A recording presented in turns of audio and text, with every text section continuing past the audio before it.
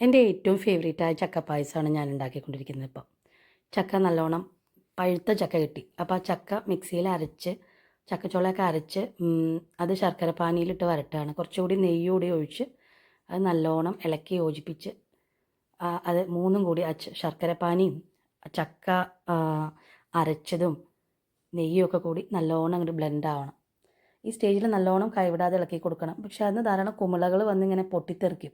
അതിൽ വാട്ടർ കണ്ടൻറ്റൊക്കെ പോവുകയാണത്. ആ സമയത്ത് ചിലപ്പം മേത്തേക്കൊക്കെ തെറിക്കാൻ സാധ്യതയുണ്ട്. ഒന്ന് ഇത്തിരി വിട്ട് നിന്ന് ചെയ്യണം അതൊക്കെ. എന്നിട്ട് എടുത്ത് വെച്ച് തേങ്ങാപ്പാൽ ഒഴിക്കുക.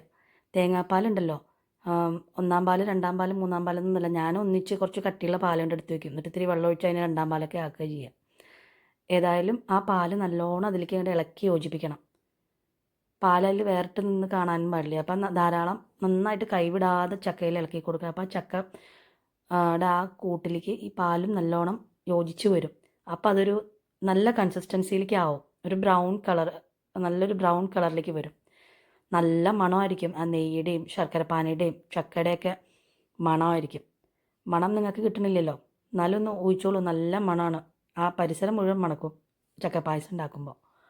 പിന്നെ ജീരകവും ഏലക്കയും പിന്നെ കുരുമുളക് വേണ്ട കേട്ടോ, ഞാനിപ്പോൾ അത് പറയാൻ വന്നു. ജീരകവും ഏലക്കയും പിന്നെ ചുക്കും, ഇത് മൂന്നും കൂടി പൊടിച്ചു വെച്ചത് വേമ്പൊടിയായിട്ട് ചേർക്കുക. തലപ്പാൽ ഒഴിച്ച് കഴിഞ്ഞാൽ പിന്നെ അങ്ങോട്ട് സ്റ്റൗ ഓഫ് ചെയ്യുക. വെറുതെ അതങ്ങോട്ട് ഇളക്കി യോജിപ്പിച്ചാൽ മാത്രം മതി.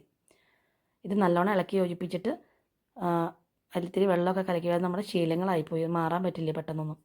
അപ്പോൾ അതൊക്കെ അങ്ങോട്ട് ഒഴിച്ച് പിന്നെ നമ്മൾ ആ പൊടിച്ചു വെച്ചിരിക്കുന്ന പൊടിയും കൂടെ അതിലേക്ക് ചേർത്ത് നല്ലോണം ഇളക്കി യോജിപ്പിക്കുക.